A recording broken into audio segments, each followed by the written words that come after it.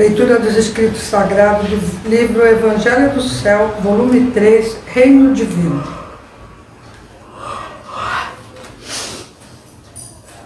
Século 21. Com frequência me perguntam como será o reino do céu na terra, do qual sempre estou falando. Na realidade, só consegui informações sobre essa nova maneira de viver através da revelação de Deus no ano de 1926. Tentei até agora esconder por achar ainda prematuro falar sobre um assunto tão especial. Mas recentemente, porém, senti ter chegado a hora de escrever a respeito do que Deus já me havia mostrado há tempo. Peguei por isso agora a caneta. Embora para muitos essa revelação de Deus sobre o futuro não se realize, questionamento que deixo para a imaginação de vocês, eu acredito piamente na sua concretização. E para transmiti-la com segurança, vou imaginar-me uma pessoa que dormiu durante 100 anos e de repente desperta e se surpreende com a mudança do mundo. É a partir dessa suposição que vou começar a escrever. Você, leitor, que me acompanhe mantendo na sua cabeça a mesma hipótese. Foi assim então que, certa manhã, acordei às 6 horas com uma música bem suave a envolver-me. Pouco a pouco o volume foi aumentando a tal ponto de eu não conseguir mais ficar deitado. Levantei-me e então descobri que havia dentro do meu travesseiro um relógio despertador.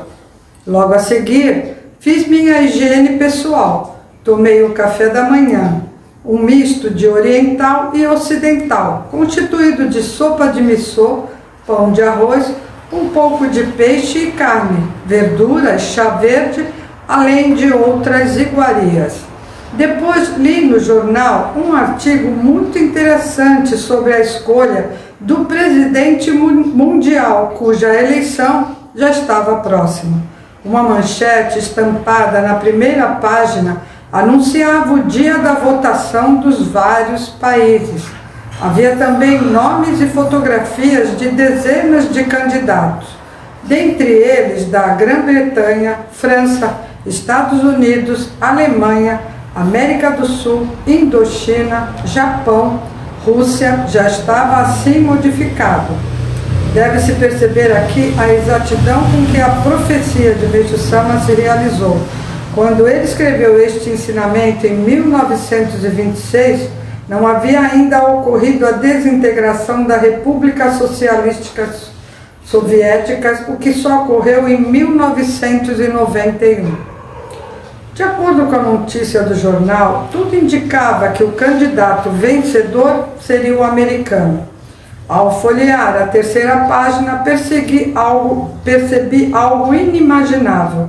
Não havia notícias de crimes. Os assuntos principais giravam em torno de esporte, turismo, música, artes plásticas, teatro, cinema. No que dizia respeito à edição, tudo era muito bem cuidado. Os artigos simples, sem repetições, girando em torno do essencial. Vinham acompanhados de muitas ilustrações, mas num equilíbrio perfeito entre fotos e textos, mais ou menos meio a meio. Assim, a leitura podia ser feita com rapidez e atenção, sem provocar cansaço. Na parte do jornal destinada ao comércio não existia propaganda de qualquer espécie de produto, nem incentivo à compra de remédios. Referência a cosméticos eram também raríssimas. Havia, contudo, muitas ofertas de venda de livros, roupas, moradias, alimentos, maquinários, além de outros objetos resultantes de novas invenções. Nessa mesma seção, o texto vinha bem reduzido, mas com abundância de fotos. Por esse motivo, consegui ler tudo em 15 minutos, confortavelmente, sem me cansar. A janela da onde eu me encontrava, examinando o jornal, era ampla, sem nenhum equipamento contra ladrões. Dizia-se que assalto era coisa do passado. Estava achando realmente o mundo maravilhoso. Após tomar conhecimento do noticiário jornalístico, resolvi entrar no carro para dar uma volta pela cidade. Usava roupas muito finas e bonitas. Surpreendi-me com a beleza urbana. Parecia um jardim florido. O mais interessante é que, além dos carros, nenhum outro veículo circulava. Todos os demais meios de transporte, tais como trens e bondes, corriam subterrâneos. Notei também que não havia barulho na rua. Todas elas eram recobertas por um material semelhante à cortiça. Depois de uma análise mais profunda, descobri tratar-se de uma mistura de borracha com serragem, muito flexível, a qual os carros se adaptavam de acordo com as circunstâncias e assim podiam deslizar suavemente. Além disso, em dias de chuva, esse material absorvia toda a água, impedindo que se formassem poças nas ruas. Com respeito à fabricação dos veículos, usava-se pneus de borracha. A armação das portas e janelas possuía dispositivos especiais para isolar o som, de tal modo que nenhum ruído se ouvia. O combustível para movimentar os motores era constituído de um mineral do tamanho da ponta de um dedo, parecido com o urânio ou o plutônio, ao qual fora aplicada a teoria da decomposição dos átomos. Muito potente, permitia que apenas com uma pequena porção os carros percorressem centenas de quilômetros. Não havia também necessidade de motoristas. O volante fora substituído por uma espécie de controle, através do qual, com uma mão, o passageiro dirigia tranquilo. Mesmo assim, as pessoas mais ricas ainda continuavam com seus choferes particulares. Enquanto meu carro deslizava suavemente, ia admirando a beleza da cidade, cuja paisagem muito me surpreendia. Na beira das calçadas, diversas árvores frutíferas como nespereiras, figueiras, nogueiras japonesas substituíam os antigos plátanos. Intermediando as grandes, foram plantadas outras menores, entre elas laranjeiras, pessegueiros e pereiras. No meio da rua, canteiros mais altos cujas beiradas estavam repletas de flores coloridas e no centro, arbustos de várias espécies. Dessa forma, os transeuntes podiam sentir os mais diversos tipos de aroma. O que mais me causou admiração nessa cidade foi uma colina com um muro de hortênsias à direita. Podia ser vista a distância de 1 milha. Logo em seguida vi também um atraente caminho de dálias. Mais adiante, nas calçadas, encontrei parreiras onde havia pendurados inúmeros cachos de uva. Outra paisagem que me encantou foi o carramanchão das glicínias, formado somente com galhos e folhas verdes. Além disso, havia também espalhados por diversos lugares agradáveis recantos nas calçadas com mesas e cadeiras. Aí os passantes podiam acomodar-se para saborear uma bebida simples como chá ou café e, ao mesmo tempo, apreciar a beleza das flores e da rua, sentindo o bem-estar proporcionado por uma cidade bem cuidada. Encontrei ainda por toda parte pequenos jardins destinados aos folguedos infantis. Soube que existiam em qualquer pequena cidade pelo menos 2 ou 3 desses paraísos, onde as crianças podiam brincar alegremente. Vi também muitas praças em cujo centro estavam plantados vários tipos de flores. Algumas delas possuíam um pequeno lago feito de pedra artificial, com nenúfares flutuando. Outro fato que me chamou a atenção foi que várias vezes por dia, em horários pré-determinados, todas as plantas eram regadas. Para tanto, existia ao lado dos canteiros um quadrado com pequenos furos feitos de cimento. Quando se abriam as torneiras, a água esguichava, como se estivesse saindo de um chafariz e molhava o canteiro todo. Muito me surpreendi também com o avanço tecnológico. Os homens podiam determinar o tempo de sol e de chuva. Inclusive, em qual dia da semana, durante manhãs ou tardes, haveria chuva. ou até quando o tempo continuaria ensolarado. O mesmo se dava em relação ao vento. Assim, em determinadas ocasiões, sopraria na justa medida, nem forte nem fraco. De vez em quando, contudo, seria necessário ventar forte para fortalecer a raiz das árvores. Aquilo que sempre foi entoado através da oração desde antigamente, a cada 5 dias venta, a cada 10 chove, numa harmonia e ordem perfeitas. Agora, um século depois, estava vivenciando tudo isso. Porém, não tinha dúvida, devia-se ao progresso da ciência, enraizado na parte espiritual, tendo em vista o bem da humanidade. Continuei percorrendo as ruas e algumas construções muito me atraíram. Pareciam caixas de vidros enormes do tamanho de uma pequena residência. Dentro delas havia plantados pinheiros, ciprestes e tokiwag, plantas das folhas perenes. Possuíam um ar-condicionado e mantinham a temperatura em 10 graus mais ou menos. Durante os ensolarados dias de verão, as pessoas que andassem pela cidade encontrariam nelas um oásis para se refrescar. Essas instalações das quais acabei de lhes falar tinham sido construídas sob a orientação de experientes botânicos, escolhidos pelos governantes. As atividades de conservação e manutenção desses locais eram todas exercidas por pessoas jovens, mas sempre sob o comando de especialistas. A seguir, fui a um local onde se encontravam as lojas, uma ao lado da outra. Andei devagar para sentir a ordem, o estilo, a beleza e a qualidade das construções. Foi extremamente agradável. Não existiam cores berrantes, nem pareciam caixas de fósforos, sem atrativo algum. Janelas amplas permitiam claridade suficiente e iluminação suave. A decoração era feita com o máximo de beleza em pintura e escultura, de tal modo que as lojas maiores mais pareciam um museu de arte. Já estava se aproximando o fim do dia. Mesmo assim, não percebi a noite chegando, porque acima das nossas cabeças, de distância em distância, bem no alto, luziam lâmpadas de arco voltaico, cuja luminosidade era surpreendentemente clara. Na realidade, parecia a luz do sol, refletindo todos os detalhes da coloração dos mais variados componentes de uma cidade. Leitores, gostaria de que vocês realmente vivenciassem a imagem dessa cidade fantástica descrita por mim. Centenas de flores, aromas em profusão, incontáveis frutos maduros, calma, tranquilidade, nada de uma metrópole. Somente pessoas vivendo e passeando alegremente. As vitrines mais pareciam exposições de arte. As lojas, mesmo as grandes, só tinham 1 ou 2 funcionários, porque as mercadorias traziam preço à mostra.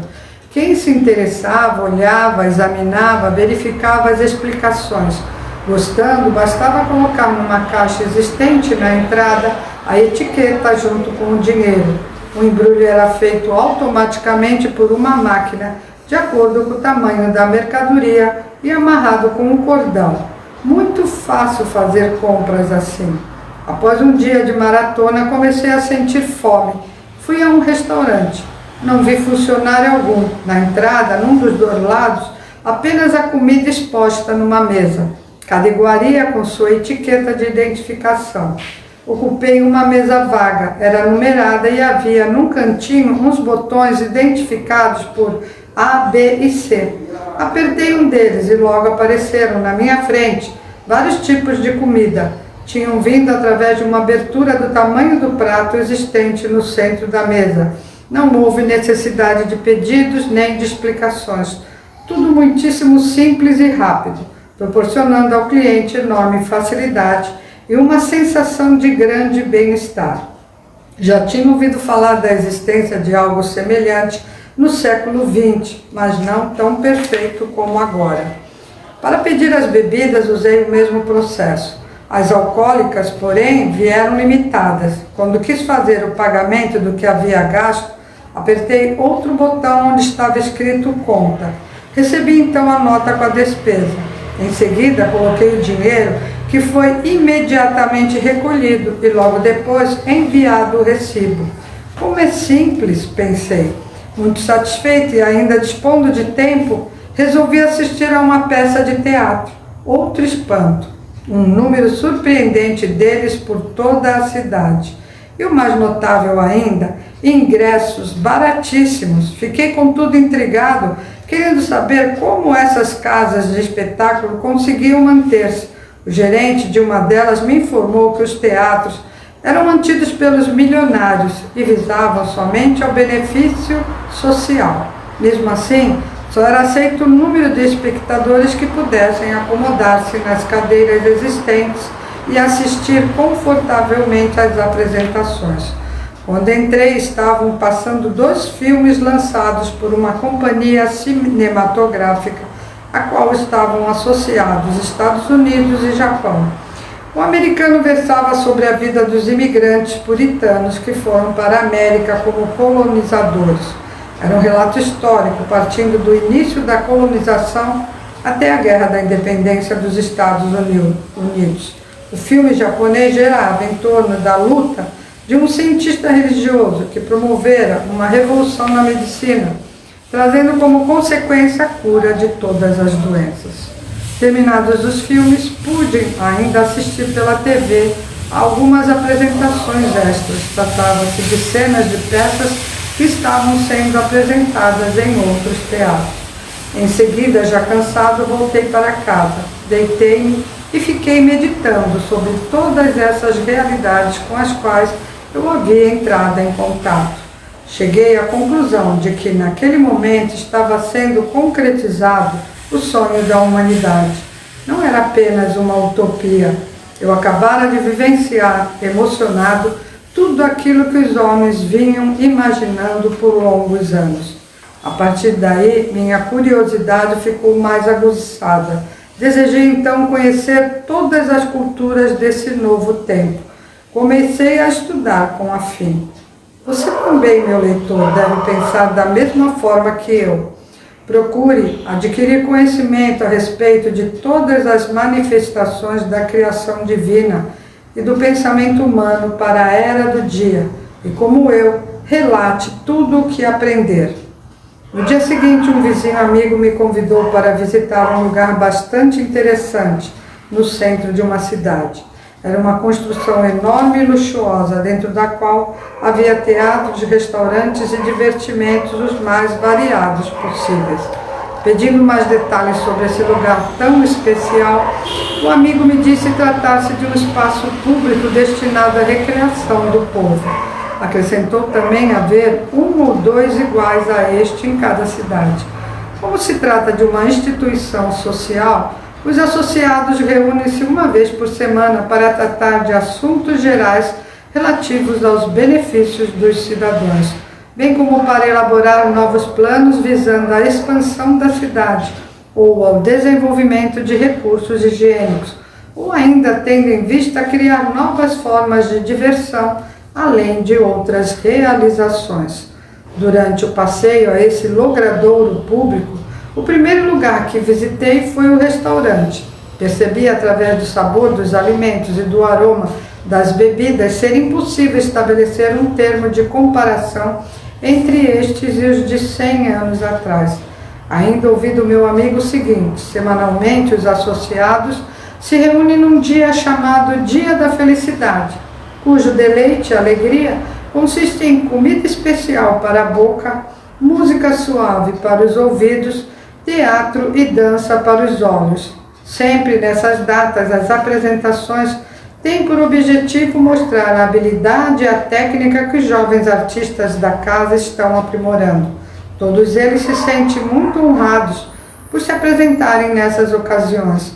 Também os profissionais fazem as suas representações junto com os novatos. Para que o trabalho artístico do Dia da Felicidade se concretize, os milionários arcam com as despesas, contribuindo assim para o bem da coletividade. Ainda mais, nesse novo mundo, é surpreendente a atuação do turismo, tanto em parques nacionais quanto em regiões montanhosas, praias ou ilhas. Visitantes do mundo inteiro as frequentam. existe uma infraestrutura altamente desenvolvida com meios de transportes adequados, o que facilita o acesso não só às montanhas, mas também a lugares isolados, a bondes, trens, teleféricos luxuosíssimos e confortáveis, por um preço surpreendentemente barato, quase de graça. Todas essas oportunidades de lazer se devem à dedicação das elites, que estão sempre procurando concorrer para o bem-estar geral da sociedade. Foram essas as explicações que ouvi do meu amigo durante o período que estivemos juntos. Fiquei deveras muito emocionado. Meixo Sama. Comentários do tradutor. Assim termina a profecia de Meixo Sama a respeito da nova forma de viver, cujo ponto inicial será o século XXI. Na verdade, constitui o prenúncio da criação da nova civilização, através da qual será estabelecido o reino do céu na terra. Será de fato o tempo quando o ser humano expressará intensamente a sua essência divina, que permaneceu adormecida durante a era da noite. Longo, né? Cansou um pouquinho, né, tá, gente? Mas é muito bem, né? Muitas dessas coisas já existe, né? Mas imagine em 1926, né? Você lendo isso, devia ser muito chocante, né? Tá bom, gente, muito obrigada, uma boa noite.